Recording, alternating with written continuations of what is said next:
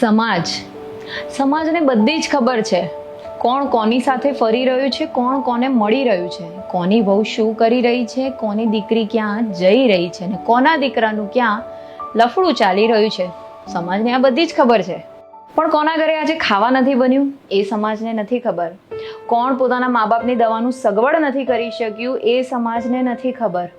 કોની દીકરીનું ગરીબીના લીધે ભણતર છૂટી ગયું એ સમાજને નથી ખબર. કોની દીકરીને દહેજ માટે મારી નાખવામાં આવી સમાજને એ નથી ખબર. કોનો દીકરો એલિમનીના પ્રેશર હેઠળ જીવી રહ્યો છે એ સમાજને નથી ખબર. અને કોના મા બાપને વૃદ્ધાશ્રમમાં મોકલવાની તૈયારી ચાલી રહી છે સમાજને એ નથી ખબર.